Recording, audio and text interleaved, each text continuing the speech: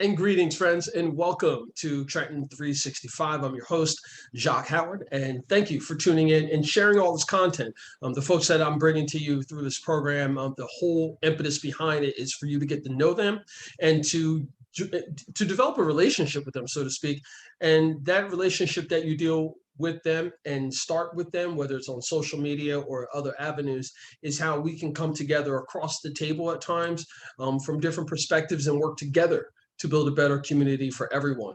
Under the acronym R.E.A.C.H, Jacque's R.E.A.C H, many of you have mentioned it to be, under the health component, I often talk about Black cannabis. Tonight, we're going to be talking to Leo Bridgewater. Leo Bridgewater is not only a Trenton resident, he's also a veteran of the United States military and the Army, has worked under General Petraeus, but is also doing a lot of work in the cannabis space on a national level. And he happens to be here in Trenton, New Jersey, along with some other advocates. But Leo's got a very interesting perspective about the cannabis space where it is now, where he would like to see it go, and even has some really cool ideas about some spaces that are in Trenton right now that could be returned to some sort of a sense of being a positive mark on the city. So we're going to be talking about the former Mercer Hospital site as well. But I want to bring on Leo Bridgewater. And for those of you who don't know Leo Bridgewater,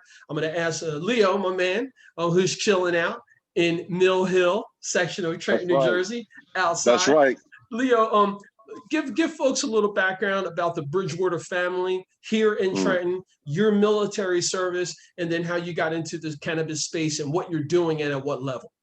Interesting you say it that way, because Trenton is chock full of old family names. And I actually happen to come from one of them, which is the Bridgewater family. For those who don't know, I am a Evans Avenue Bridgewater, if you're trying to figure out which clan I come from.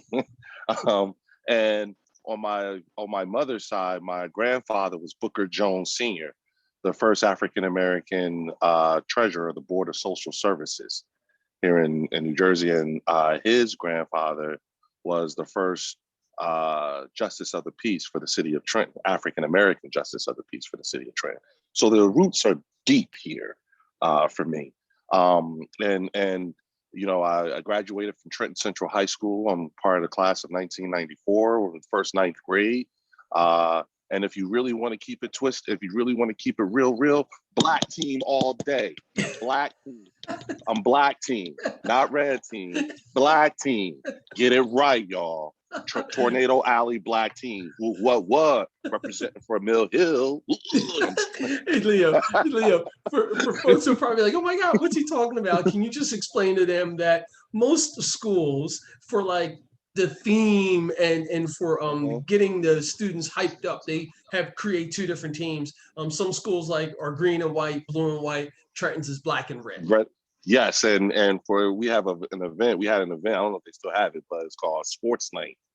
And I was, the two teams, red team, black team, and I was black team. And we represent hard. We did that. I just, because listen, there's gonna be some old heads that's gonna watch this, and they're gonna be like, "Oh, you got deep pedigree and everything like that," and it's gonna be like, "Yeah." And then they're gonna be like, "Well, what team?" And if I say black team, okay, we with it. All right. For the outsiders, people who don't live outside of Trenton, trust me when I tell you, it's a big deal for a lot of the old heads up here. Gotcha. Well, you know what, Leo, I'm going to want to talk about like the military and stuff like that, but I think that something about the roots here in Trenton and the amount of and we won a champion. Also won a championship at North Trenton Little League with C.A. Rawls. Earl Rawls was my coach. I was on the Trenton Central High School swim team. Patty Matera was my coach. I'm sorry, not Patty Matera. Dick Cannon and and I was on a baseball team with Mr. Lombardo and all them too. So yeah, it goes deep for me. It goes deep. And I went to Sacred Heart with the Catholic school, and I took my first communion and confirmation at Redeemer Lutheran Church right there on South Broad Street. So yeah, I'm Trentonian all day, baby. Trentonian of Trentonians is what you're getting at. Hey, you know what I'm saying? I could tell you about Heritage Day and Feast of Lights. What's up? What you want to know? So, oh man. So with that, right? Trenton's got some really big players in the cannabis space on a national level. And I think that big shout out to Ed, NJ Weedman, who, is a friend. We're all part of the same network and so forth. But oftentimes when people think of cannabis and they think about marijuana, the stoner mindset or Ed may jump up as one of the figures.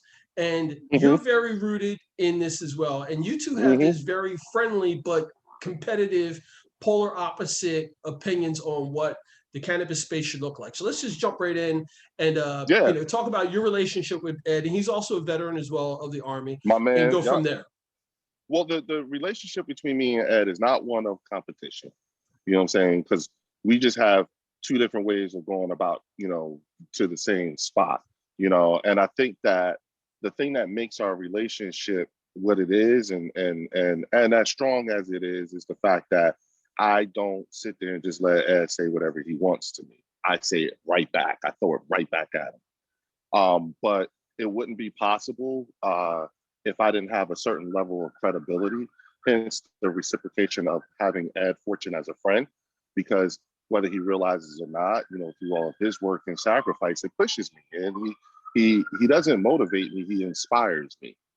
I just have a different way of working it out, and oftentimes we'll find ourselves in direct conflict, but that's the beauty of our relationship. And there's a lot of people would think that me and Ed don't get along, but I love that dude. You know what I'm saying? And you know what? At the end of the day, no matter what, as loud and flamboyant as Ed Fortune is, I know he loves me too. So it's all good, and our military service and everything like that is what it is that makes it so that we have the type of thick skin that others may not be able to handle listening to the two of us talk and yell and scream at each other. And knowing that literally you guys are just a few blocks from each other. I'm about like what, city. 7 minutes? Yeah, it takes like 7 minutes to get to his. Yeah, right. You know what I'm saying? So it's the same thing, man. But that's my dude. I love that man. You know what I'm saying? I appreciate his sacrifice and his service.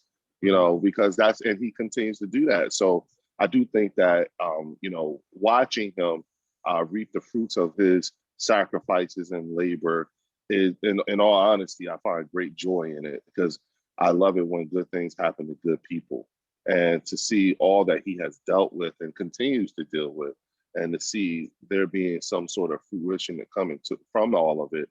It does bring my heart some real good joy. And I think that's something Trentonians need to see too. Absolutely. And I think that that's something that you and Ed both do well. You both have very clear foundations on what you believe in and what you think the future should look like. And there isn't going to be one particular thing that's going to work and answer questions for everyone. So we need to have diversity, as diverse as we are as people, and to have lots of options. And I think that having two men of color with military background from the same city doing this type of work, it's something that the city, the county, and the state, in my opinion, could utilize as capital in moving this forward. Absolutely. So I'd like for you to talk about that aspect of what is here in Trenton, the folks who are here, the social capital that's here, and ability to use this as a springboard to get more information out about the industry. Well, it's crazy because the way you just put it, because the interesting thing is, because you just said it a little while ago, you alluded to it, when you say cannabis and you think Trenton, the first thing people think is Ed Fortune. In Trenton, you know what I'm saying? The moment you step out, literally the moment you step outside of Trenton, then you start hearing Ed Fortune, Leo Bridgewater, Phil Charles. You start hearing the other, and then and so it's like, you gotta leave the city. You got to leave the city and sort of kind of make a name for yourself before the city could even begin to appreciate you. You know what I'm saying? And I'm not saying this out of complaint or anything like that. I just find it, like weird, like, wow, because, like I had one of those surreal moments, Jacque. I was walking through Penn Station and this girl ran up to me, was like, oh my God, you're Leo Bridgewater. I love all your work. Can I please take a picture? And I'm sitting there like, what? Are you serious? Okay. Like it goes like that, and so you're like, what do you, how do you but it doesn't translate here. And that's not, like I said, not to complain, because truth be told, I've been getting away with murder. I've been doing all kinds of stuff. I've even done events in the city, and it's escaped. It's going over the heads of a lot of the decision makers and important and influencers within the city. And so it helps for me to understand just how much work that really does need to happen, because in all honesty, Jacque, and let's keep it 100, the state of New Jersey legalized for adult use cannabis by a ballot referendum back in November. And the governor signed this bill on February 22nd. And what I mean by let's keep it 100, when he signed that bill, thousands of Trentonians qualified to have their records expunged. And the city officially hasn't said a word. I mean, not one word, like nothing. You got like, I wouldn't be surprised if there's a few people who could come home right now from this, and the thing is that the governor even fought to have the burden of record expungement fall on the state, because he realized that, to get your expungements, the record expunged, that's a tedious task, and it often turns people off. And it was expensive, but if it now falls within the burden now falls on the state, again, that you don't have to lift a finger, it automatically happens. And so all these people here in Trenton, who got cannabis charges from whenever up to 5 pounds, it's a wrap. Mm-hmm. And you ain't saying nothing. The Attorney General's office sent a memo to every single police department in the state of New Jersey that afternoon that the governor signed that bill. And the Trenton Police Department said nothing officially. This is where, you look at things, and you said it before. You see, when you talk about leadership or quality of leadership. Now, you just said it, Petraeus, I work for Admiral Mullins. So understand what my reference is for what quality leadership is. So it's up there. And when I see this, I'm always saying, attitude is a reflection of leadership. That's true. And so for this to happen, for this to be here, for this attitude, this is something that's been here for a long time. It ain't just get here. This ain't something that just happened, just like 32,000 arrests a year for low-level, non-violent minor possession of cannabis. 81% of those arrests are people who like me and you, Jacque. Mm-hmm. That's not something that just happened. That happened like a long time ago. And it happened for a long time. And a lot of those people whose watch this happened on are still in the state house.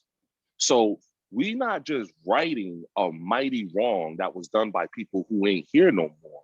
A lot of them people are still here, and they still in that state house. Yeah. So this attitude and this way of doing things literally predates the governor, and it predates the current mayor of Trenton. This is old stuff. This is stuff that came from our parents and grandparents. And now people like me and you, our age and younger, these millennials and Gen Zs, we're the ones who have to fix all of this. And that's what this, and the thing is, in terms of cannabis and fixing, it requires us to think 4 or 5 generations down the road. And that's very difficult to get people to do when you live in an instant gratification type of society, such as the one we live in. It's hard to get people to see 2-3 steps in front of them. Mm-hmm. You know what I'm saying? Especially when, you live in the capital, that's only 7.2 square miles, has over 150 registered churches, but we continue to break our murder record. If that is not oxymoronic, I have no idea why. If that is not a textbook example of oxymoronic stuff right there, and so the whole thing about creating generational revenue is the approach in which I was taking when I came into my activism, and henceforth the evolution from not just activism but into entrepreneurship as well. And so it's like you got to go, and there's stages, because if there's one thing this whole journey has taught me, it is the biggest real world civics lesson of my life, John. I mean, good God Almighty, I did not know. You know, John. when I hear people talk about cannabis or things like that, and they don't want to get involved in politics, I kind of always want to give them a hug and say, hey, look, let's just have a little conversation, because if you're using this plant, as so many have taught me, you are an advocate, and Yep. it is your responsibility to assist in changing the narrative of this so that other people like yourself can benefit from this plant. I, oh, I'm sorry. I got to keep this in line, because you know me and you, we'll be in here talking and True, talking, and true, true, true, true. so I Go got ahead, to go man. through my list. Go ahead. Go All right, ahead. so you and something I've scooped up from you is the term Flintstones and Jetsons in mentality. Can you just drill Mm, down on that concept? absolutely. So, you have two types, I would say that you have two types of people in every level of government, Flintstones and Jetsons. And you know who they are based on the words that they use. Now understand something, those designations transcend race, religion, gender, and more importantly, they transcend age, because there's some young ass Flintstones out there. But what I also found out is that there are Jetsons out there pretending to be Flintstones, because it's much more profitable for them to be a Flintstone than it is for them to be a Jetson. And you know who they are based on the words that they use. They can't help themselves. They always slip up. And so if you're talking to somebody who still says gateway drug or devil's lettuce, then I already know I know more than you. You know what I'm saying? You're a Jetson. Because someone who still talks that way, it's the equivalent of someone who still calls Black people colored. Like, ooh, what year are you? You know what I'm saying? We ain't talked that way in years, because now we have the science, technology, engineering, art, and math to prove to prove that the claims that we've been making. The science has now caught up. And so that is where the whole Jetsons versus Flintstones theory come into place, because you can also see how they're doing, and it doesn't take much. Just listen to what they say. If they're still saying we need more research, Flintstone. Now you touched on science, and then earlier we touched on faith. Now, through Black Cannabis 365, I'm going to be sitting down with some pastors and talking about cannabis and faith. And one of the perspectives that I have is that if this is one medically and it's beneficial to your congregants, why would you not want them to experience it? Number one. Oh boy, Two, Jacque. Number two, the social justice component. If your congregation is talking about mass incarceration and things of that nature, you're going to have the conversation about cannabis and the mass incarceration rates based upon that. And finally, if you're a nonprofit organization, which most faith communities are, you're going to have to answer the responsibility of economic generation in the town where you're located, because nonprofits aren't paying into the processes of the streets and the police and the other services. So if there's an economic component that can actually help change the dynamic of cities like Trenton and Newark and other urban environments via cannabis, how can you say no? Okay, so number one, let's keep it, again, we're going to keep it all the way 100. Number one, this is a fact. 501c3s are horrible at raising money. They are terrible, okay? And so when you look at receipts and works, it helps to explain why they make the decisions that they make. The second thing is and this is just, I'm talking about just, Black people as a whole. When it comes to, you used to not be able to say this, but as of today, you can say this, but you used to not be able to say it. But as of today, when it comes to Black African Americans and our time and appropriateness and the fundamental understanding of this plant and this industry, it now lays at the feet completely of the Black church. And let me explain why. Because in the industry and in the cannabis culture, okay, and I'm making a clear distinction between the cannabis culture and the cannabis industry. But in both worlds, it's a known fact. This is a regular fact, not up for argument, that the number one hardest group of people to talk to about this is Black church people. Most people don't realize that Black church people are way more conservative than what you would find on Fox News, and that's the truth. Nobody wants to, and here's the thing. That is a regular known fact. The other thing, and the reason for that is because the Black church is traditionally viewed as the gatekeepers to the African American community. Now, when you talk to Black entrepreneurs in the cannabis space and you ask them about barriers to entry, the first thing that's going to fly out their mouth is access to capital. The second thing that's going to probably come out is education. And so when you look at the Black church, and I'm not talking about the NAACP or the African American Chamber of Commerce, because those are organizations that are run by members of the Black church. The Black church is the source code. You see what I'm saying? And come on, Jacque. If the Black church were to turn as a whole was to turn and say, you know what, Leo, we're going to put our assets and resources into making sure that this industry is reflective of us and that there's some, we changed the industry literally overnight. You know what I'm saying? Now, you can count on one hand the number of ministers who see this for what you just said it is. And for us to be, as a people, as a whole, to be this time inappropriate. And the reason why I say time inappropriate is because there will never be another end of prohibition on cannabis. We're the ones that's going to experience this, that could do something about it.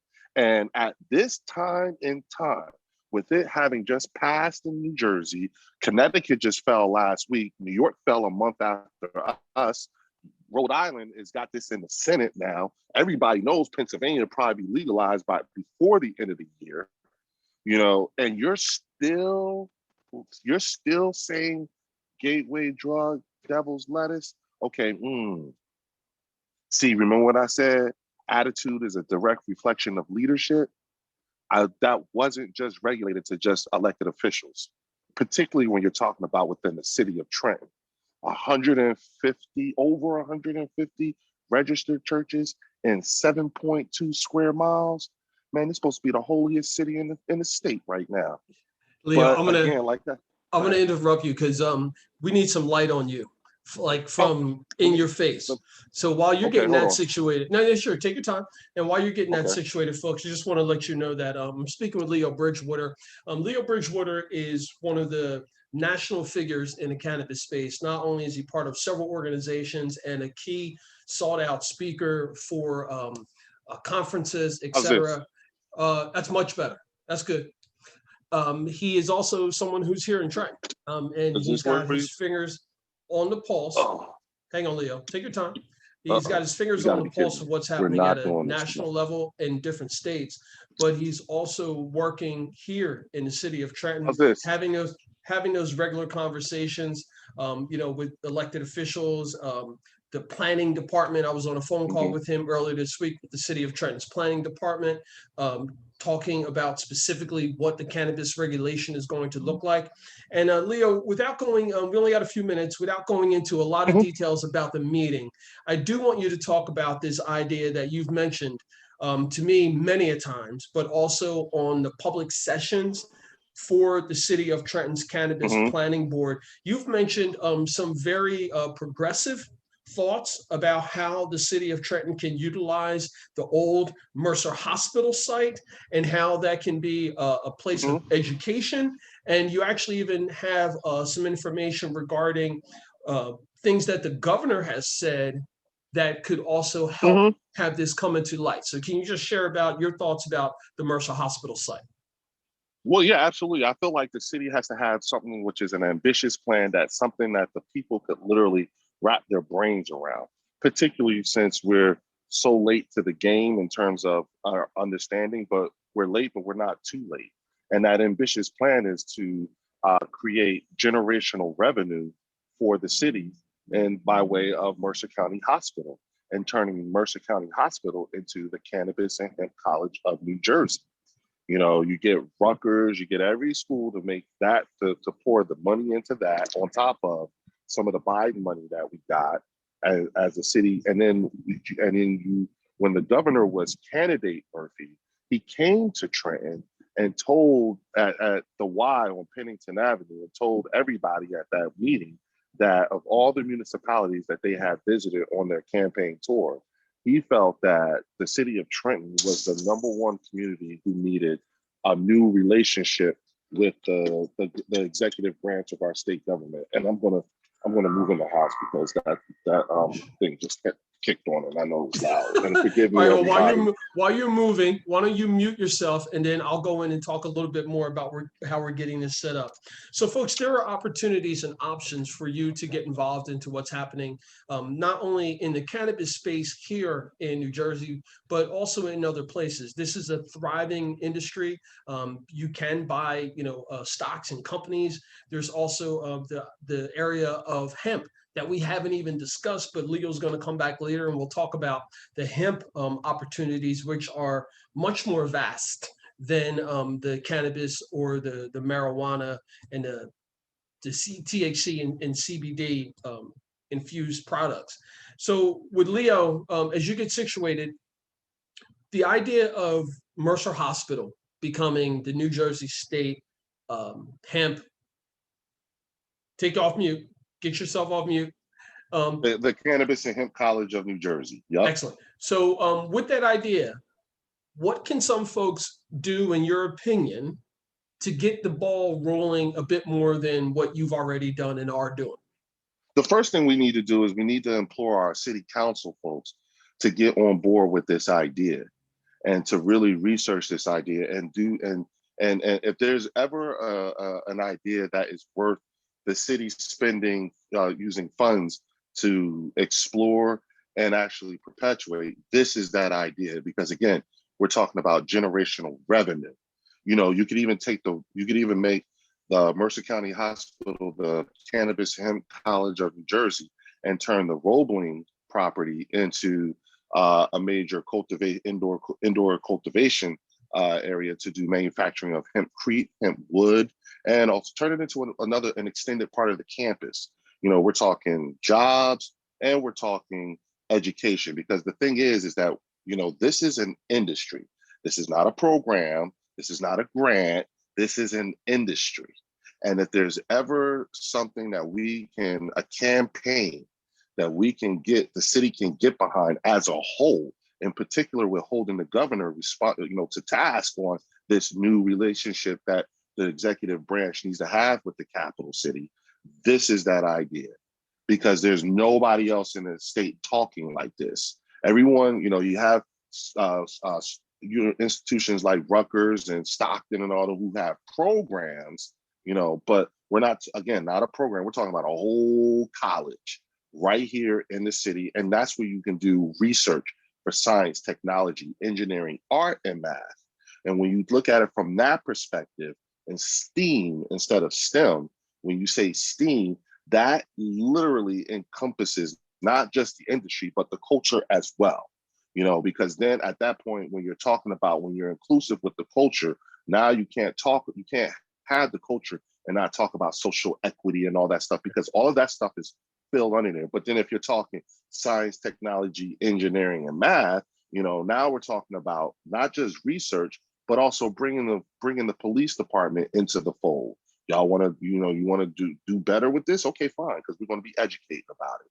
So let's really do something, whereas we're not locking people up. We tried to jail our way through this and that didn't work.